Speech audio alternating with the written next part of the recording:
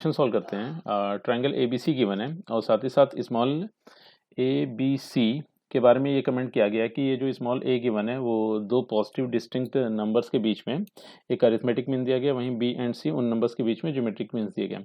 अच्छा, बात ये है कि ये जो हमारे पास स्मॉल ए स्मॉल बी, ये जो small a small b and small c दिया गया है, ठीक है, तो इसे हम प्रॉपर्टीज ऑफ ट्राइंगल्स से इन स्टैंडर्ड नोटेशन यूज करेंगे।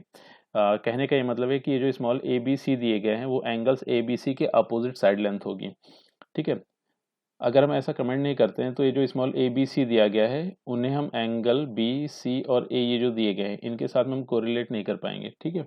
तो ये चीज़ मिसिंग है फिलहाल क्वेश्चन में, तो हम इसी फैक्ट को साथ में लेकर इस क्वेश्चन को फर्दर प्रोसीड करते हैं। तो रेफरेंस के लिए हम सबसे पहले तो इस कंडीशन को यूज़ कर लेते हैं, ये जो अरिथमेटिक मीन और ज्योमेट्रिक मीन्स कंडीशंस गिवन है। तो हमने दो positive distinct real numbers a1 and a2 ले लिए, ठीक है, रेफरेंस के लिए। तो हमारे पास कंडीशन ये आ गई कि a1 small a and a2, ठीक है, ये तो फर्दर AP में गिवन है, ठीक है। और साथ ही साथ कमेंट ये भी किया गया है कि a1 b c and a2 ये GP में गिवन है, ठीक है। तो अब यहाँ पर हम एक प्रॉपर्टी यूज़ करेंगे कि a1 और a2 के बीच में अगर small a arithmetic mean and small b और एंड c ज्योमेट्रिक मीन्स हैं तो small a b and c के बीच में रिलेशनशिप क्या होगा, ठीक है। तो हम इसे ऐसे लिख सकते हैं 2a is equal to B square by C plus C square by B, ठीक है। तो एक कंडीशन तो ये हमारे पास आ गया। फर्दर इसे अगर हम सिंप्लीफाई कर दें तो यहाँ से हमें मिल जाएगा 2abc is equal to B cube plus C cube, B cube plus C cube. तो इसे हम कह देते हैं इक्वेशन नंबर 1, ठीक है। तो फर्दर अगर हम देखें तो हमें एक एक्सप्रेशन की वैल्यू इवेलुएट करनी है इस एक्सप्रेशन की।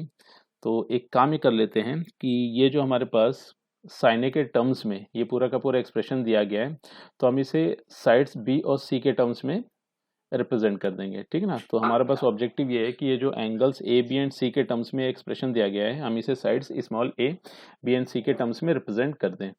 तो अल्टीमेटली यहाँ पर हम साइन ए रूल का इस्तेमाल कर सकते हैं और साथ ही साथ sine 2a plus sine 2b plus sine 2c को हम लिख सकते हैं 4 times sine A sine B sine C, ठीक है। तो फर्दर अगर हम देखें तो ये जो एक्सप्रेशन हमारे पास दिया गया है इस एक्सप्रेशन को हम ऐसे रिप्रेजेंट कर सकते हैं। ये हो गया 4 power 4 sign power 12b plus sine power 12c divided by, ठीक है। तो यहाँ पर हमने कंडीशन यूज कर ली कि साइन 2a, ठीक है, sine two A plus sine 2b plus sine 2c is equal to 4 times, ठीक है। तो ये जो चीज़ हमारे पास दी गई है sine 2a plus sine 2b plus sine 2c इसको हम लिख सकते हैं 4 times sine a sine b and sine c, sine b and sine c। तो अब फाइनली इस एक्सप्रेशन को हम ऐसे लिख सकते हैं, ये तो हो गया sine power 12b plus sine power 12c और डिनोमिनेटर में आ गया 4 times sine a sine b sine c to the power 4, ठीक है। तो अब यहाँ से हुआ ये कि ये जो 4 पावर 4 और ये 4 पावर 4 ये तो कैंसिल हो गए, तो फर्दर रिजल्ट हमारे पास आया, ये हो गया sine power 12b plus sine power 12c whole divided by sine A sine B sine C sine A sine B and sine C to the power 4। अच्छा, फर्दर अगर हम इस एक्सपेंशन में साइन ए रूल का इस्तेमाल कर लें, ठीक है, मतलब a by sine A is equal to small b by sine B is equal to small c by sine C is equal to k, ठीक है। तो अब यहाँ से होगा ये कि ये जो हमारे पास दिया गया है साइन b, तो अल्टीमेटली हम इसे लिख सकते हैं स्मॉल b के, ठीक है। हम साइन ए रूल का इस्तेमाल यहाँ पर कर लेते हैं इस तरह से sine a by a is equal to sine b by b is equal to sine C by C is equal to K, या फिर standard to capital R use कर लिया, ठीक है ना। तो अब अल्टीमेटली हम साइन ए को ए के लिख सकते हैं, साइन बी को बी के लिख सकते हैं, साइन सी को सी के लिख सकते हैं। तो इस तरह से हमारे पास हुआ ये कि के पावर 12 न्यूमरेटर से कॉमन आ जाएगा एंड के पावर 12 डिनोमिनेटर से कॉमन आ जाएगा। तो वो जो कॉमन पोर्शन है वो तो कैंसिल हो गया।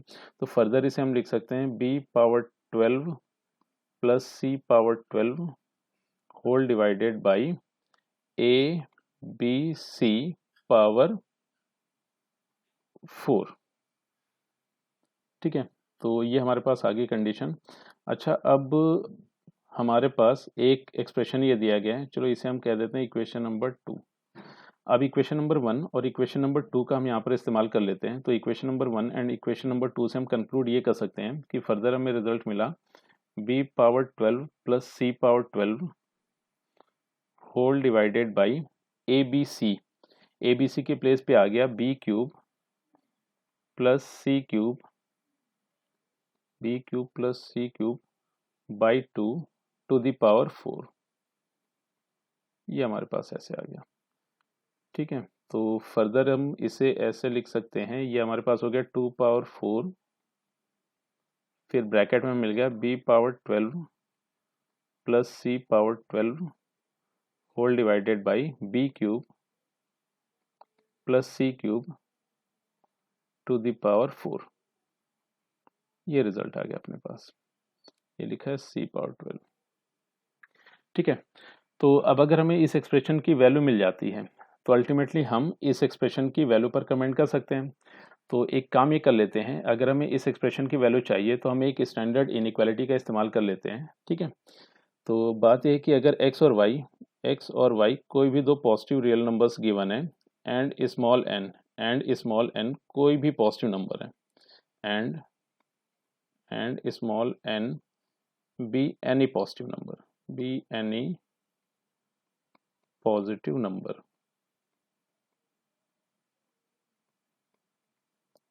ठीक है। तो हम ये रिजल्ट कंक्लूड कर सकते हैं कि a पावर n ये हो जाएगा x power n plus y power n divided by 2 is greater than x plus Y by 2 to the power n, ठीक है। अच्छा, ये जो हमारे पास इनइक्वालिटी दी गई है, यहाँ पर इक्वालिटी भी हो सकती है, मगर इक्वालिटी की कंडीशन में होगा ये कि ये जो x और y और n हमारे पास दिया गया है, या फिर हम यूँ बोले कि x और y अगर आइडेंटिकल हो गए तो यहाँ पर इक्वालिटी होल्ड कर जाएगी, ठीक है। तो फर्दर हम यहाँ पर इस एक्सप्रेशन में इस इनइक्वालिटी का इस्तेमाल कर लें। तो अब यहाँ से अगर हम देखें, ये तो हमारे पास लिखा है b power 12 plus c power 12। तो एक काम हम यहाँ पर ये कर लेते हैं कि इस इनइक्वालिटी को अगर थोड़ा और सिंप्लीफाई कर ले तो यहाँ से मिल जाएगा x power n plus y power n divided by x plus Y power n is greater than 2 by 2 power n।